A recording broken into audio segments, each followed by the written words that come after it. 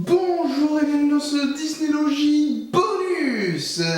Oui, et mini Disneylogie aussi, parce qu'on va parler de Raya et le dernier dragon. C'est le dernier film Disney sorti à ce jour, et donc on va voir tout de suite ce que j'en pense. Donc avec juste des images de la bande-annonce pour pas trop vous spoiler, on va essayer. On en parlera évidemment bien plus tard dans un vrai Disneylogie, en partenariat avec Hugo. Tout d'abord, voyons le scénario de Raya et le dernier dragon. C'est l'histoire d'une héroïne qui doit partir loin de chez elle afin de trouver une divinité disparue qui peut se métamorphoser, et elle est accompagnée d'un compagnon animalier pas forcément utile. Les deux personnes vont devoir faire équipe afin de réparer l'erreur de jeunesse d'un des deux compagnons, erreur d'ailleurs qui implique une pierre au pouvoir magique qui n'est plus dans son état normal actuellement, afin d'empêcher la fin du monde. Et dans ce voyage initiatique, ils découvriront le monde et ses dangers. Je viens de vous résumer Vaiana et Raya. On a à peu près le même speech en fait.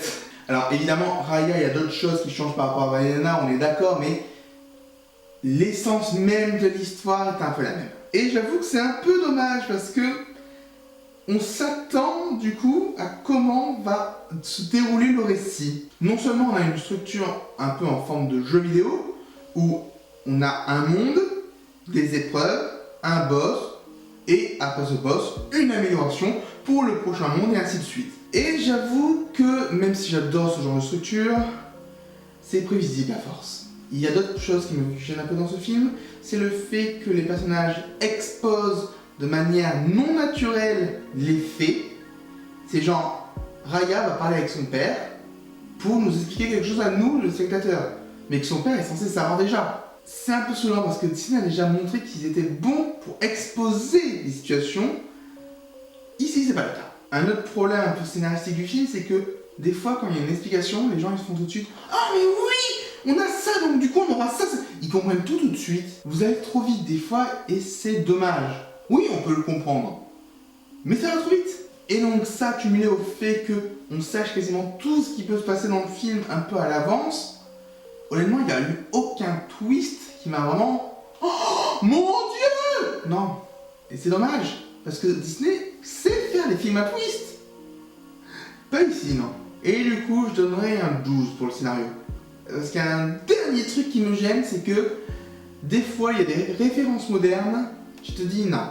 Alors, c'est peut-être que la VF du film, mais je dis non. Je suis pas comme qui dirait le meilleur des dragons, mais tu connais le travail de groupe avec ce camarade de classe qui n'en fiche pas une et qui, à l'arrivée, obtient la même note que toi. Passons aux personnages.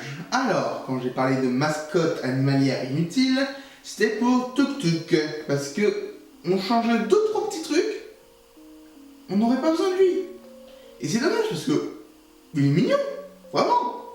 Mais après, voilà, c'est Disney maintenant, on te fout un animal mignon en mascotte, mais il sert pas à grand chose, hein. Et encore, mignon, c'est pas forcément le cas pour Vaiana. Après, on a pas mal de persos secondaires qui sont assez nombreux. Ils sont tous un peu clichés dans le genre ou totalement what the fuck. Mais voilà, c'est sympa de les suivre. Et maintenant, on va parler des deux personnages principaux.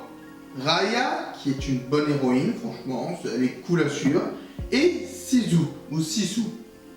Bah, le dernier dragon, en tout cas. Oui, je vous le spoil pas trop vu que c'est dans la bande-annonce. Ce personnage ne va pas avec le ton du film. On a un ton du film qui est un peu dramatique, très peu de comédie au final. Et quand ce personnage met de la comédie, ça ne s'incorpore pas au film.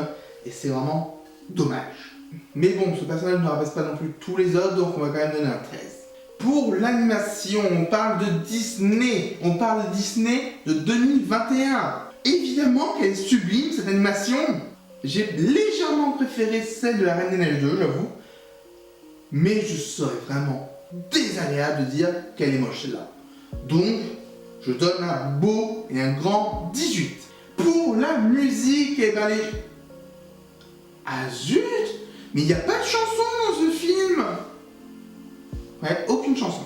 Et après, les musiques d'accompagnement, ben, accompagnent bien. Un peu discrètes, mais bon, sympa à suivre. 14. Et pour mon critère spécifique, on verra avec Hugo pour le vrai Disneylogie, mais pour celui-là, je donne le critère de la morale. Je ne vais pas vous dire en quoi elle consiste, mais juste donner mon avis dessus. Je trouve que la morale du film est très claire, et elle n'est vraiment pas mauvaise. Mais on nous la rabâche un peu trop pendant tout le film. C'est pénible au bout d'un moment quand on comprend où le film va nous mener, encore une fois, rien n'est surprenant, et qu'on te la rabâche encore et encore. Mais bon, elle est excellente, j'ai vu très peu de films avec cette morale-là, donc si j'en avais vu d'autres, mettez-les-moi en commentaire, je vous en prie. Mais voilà, beaucoup trop rabâché et c'est dommage. Et du coup, je redonne un 12. Ce qui nous donne un 69 sur 100 pour Raya le Dernier Dragon. C'est pas un film horrible, honnêtement j'ai passé un bon moment, je suis content de l'avoir découvert, même si je trouve ça très dommage de ne pas avoir pu le voir au cinéma. S'il sort au cinéma, honnêtement, j'essaierai d'aller le voir parce que il mérite. C'est un film qui mérite le cinéma comme Saul méritait le cinéma. En tout cas, merci à tous d'avoir suivi. Si vous avez aimé la vidéo, n'hésitez pas à la partager, à vous abonner et à très bientôt pour un nouveau Disneylogie.